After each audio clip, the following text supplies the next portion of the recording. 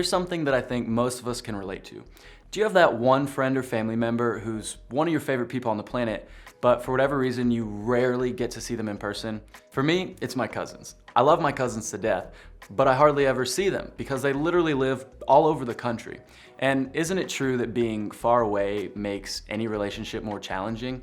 If you've ever had a long distance dating relationship, you know exactly what I'm talking about. Because my cousins and I can't physically be in the same place, we have different things we do to try and stay connected. Keep up with each other's Insta stories, send each other DMs or comment back and forth on pics, text or call. You get the idea. Even though we can't see each other in person, it doesn't mean that the relationship goes away. It does, however, mean that we have to be more intentional about taking time to connect, because it won't just happen by accident. We won't run into each other in the hallway at school or in line at McDonald's. We have to make a habit of connecting so the relationship doesn't suffer. For the past couple weeks, we've been talking about this same idea when it comes to God. When we make certain things a habit, it makes it easier to connect with Him. And as a result, it helps us to get to know Him better. One of the habits we can practice to know God better is talking about Him to others. When we talk about Him and what He means to our everyday lives, it makes it easier to connect with Him. And you may be thinking, how in the world do I get to know God better just by talking about Him? That sounds a little too easy. And if that were the case, why don't more people do it? I think when it comes down to it, the idea of talking about God, our faith, and our relationship with God makes all of us at least a little bit nervous. We immediately have questions like, what if we don't know what to say? When we have a conversation with somebody, especially someone who isn't familiar with what it means to follow God, and the subject of faith comes up, it's hard to know what to say, isn't it? And how do we make it seem like a natural part of conversation and not totally awkward? Or what if we sound stupid? What if someone asks us about what we believe about a controversial subject? And what if we fumble our way through our explanation of our viewpoint, which has happened to me more than once? Bottom line, nobody wants to make an idiot of themselves. But what if we don't know enough about what we believe? For some of us, we realize that our beliefs are prone to change. If that's the case, how can we be secure enough to talk about them right now? For some of us, we may not even be sure what we believe. In fact, some of you may be thinking, you think we should talk about our faith? I'm not even sure if I have any. If that's you, don't sweat it. We get it. You're still in the right place today. Or what if we offend someone? It's no secret that faith can be a heated subject. Any search on a controversial religious topic reveals just how angry people can get. What if someone disagrees with us? What if we disagree with them? The idea of admitting that we're Jesus followers can cause some fear and insecurity because we don't want to find ourselves in heated, angry arguments. And that's just the beginning. Chances are you probably have questions I haven't even thought of. The thing is, the ideas we rehearse in our heads have the power to create our reality. Meaning we can spend so much time being afraid of offending someone that when the time comes, we still end up saying something offensive. When it comes to talking about God, the last thing we want to do is prepare for failure. So let's talk about it. There was a guy named Peter who's one of Jesus' followers and closest friends. He wrote a couple of letters to some of the earliest Jesus followers in different parts of the Roman Empire. See, while it's tempting for us to believe that talking about God is only tricky for us here in modern times, the truth is these ancient Christians experienced it firsthand. After all, Jesus changed the way everybody saw God. So this was all new information for all of them. They lived in the Roman Empire, which was the same empire that crucified Jesus and destroyed the Jewish temple. Saying the wrong thing around these people could have serious implications. So this idea of talking about God wasn't an easy idea for them to accept. Despite that, Peter addressed the topic. Here's what he said. Always be prepared to give an answer to everyone who asks you to give the reason for the hope that you have. The words always be prepared are important to note because Peter tended to be the kind of guy who flew by the seat of his pants, acting impulsively at times. But when it came to conversations about really big stuff, it mattered to be prepared. So that's what he told the people he wrote to. Be prepared. Don't miss the opportunity. Fair enough, but how do we get ready? Well, the same way we get ready for a big game, an elaborate TikTok overdub, or a big speech. We practice. Peter is challenging us to practice talking about God. He wants us to make a habit of it. Let's say you have a friend, classmate, teammate, or a bandmate who asks you the reason why you believe what you believe. Peter is basically saying, be ready to talk in that moment. Now, before you break into sweats, let's clear some things up. When Peter says, always be prepared to give an answer to everyone, he's not saying you have to become a preacher, understand 100% of the Bible, or be able to explain difficult topics. None of those are the point of what Peter's saying.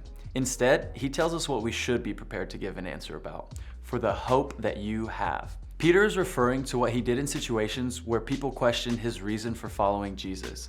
He shared his story and his understanding of Jesus. He didn't ask people to become experts, preachers, or speakers. He told them what he's telling you and I. Just be you. Share the hope that you have. Share your experience with God. And hopefully that helps you to relax. Because honestly, you and I have had a lot of practice talking to other people about our experiences. You'll tell anyone who will listen why McDonald's is better than Wendy's. You'll share your love for Netflix series or video games or apps that you love. You'll give 5 reasons why dogs are better than cats to any random person on the street. In other words, we already know how to talk about things that we love and experiences that we have. But there's something about talking about God that makes it different. What if it was just supposed to be, well, you being yourself? When you share about your experiences with God, it gives others hope. It lets them know that God is real to you, that he's working in the life of someone they actually know, that he's not distant, and that he doesn't just show up in the lives of Christians who seem to have it all together.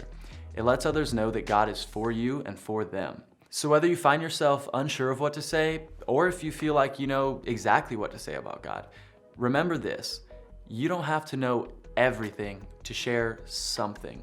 And that something is what you have experienced, felt, enjoyed, or benefited from in your own personal faith.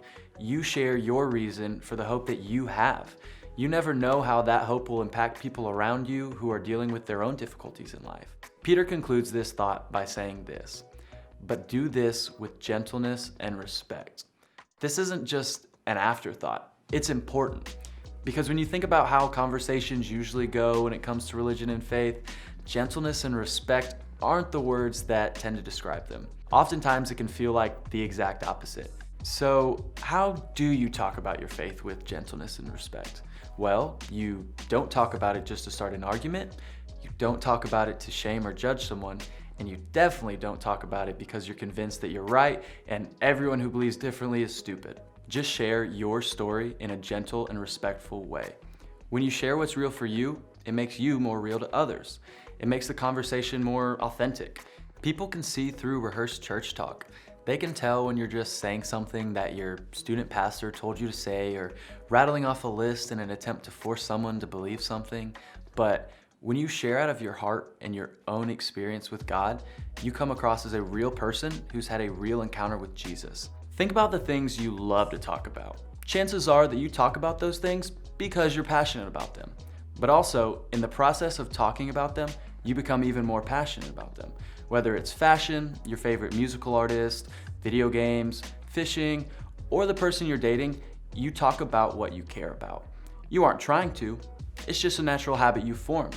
And in the process of talking about it, you care about it more. You don't have to know everything about it to talk about it or care about it. You just start talking. The same is true in your relationship with God. As you talk about him more, you'll discover that you get to know him better. And that's what I want you to do when it comes to your faith. Just start talking about it. But what does that look like practically? Here are a few steps to get started. First, speak up in small group. Small group is a great opportunity to talk about your faith. As you share, you never know if someone else will be able to relate to what you say. In that way, your sharing will help others grow, and your faith will grow as you vocalize what you believe. And don't forget that having questions and doubts about faith are part of your experience as well. You don't need to only talk about your faith in an everything is perfect kind of way. Sometimes it's good for others to hear that things aren't perfect for you. This gives them permission to share their own struggles. As you search for answers together, I believe you'll learn more about God in a whole new way. Just know this: you don't have to have it all figured out to talk about it. Second, think about your story. Think about why you believe what you believe, or why you don't believe.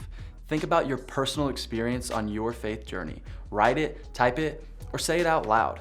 Keep this in mind. Your story doesn't just have to be things that affected you. It can also be things that have affected people around you. If your mom is a single mom and she says, the only way I survive this is God, that's part of your faith story because she's your mom. The people who are around you are a key part of your story, so feel free to write down the ways God has impacted their lives as well. And third, fill in the blanks. If you don't know where to start, try this simple formula.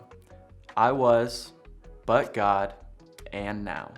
Think about what was happening in your life before you invited God to be a part of your daily choices. It could sound like, I was tempted to lie about my actions, or I was insecure about my appearance. Then think about what God did for you and fill in the but God. It could sound like, but God made promises that allowed my true self to be who He designed me to be. And then fill in the and now with something like, and now I live with more confidence. You don't have to share your experience like everything worked out perfectly. Just tell your story with all its twists and turns without the pressure of making it all sound happy. So, as you make it a habit to talk about the reason why you believe what you believe, imagine if it not only stretched your faith, but also helped the faith of people around you, whether you're talking to people who believe what you believe or disagree. Talking about God will help you get to know Him better. So as you share, as you hear others share, and as you make a habit of doing both, you're going to find yourself knowing God better. Remember, you don't have to know everything to share something.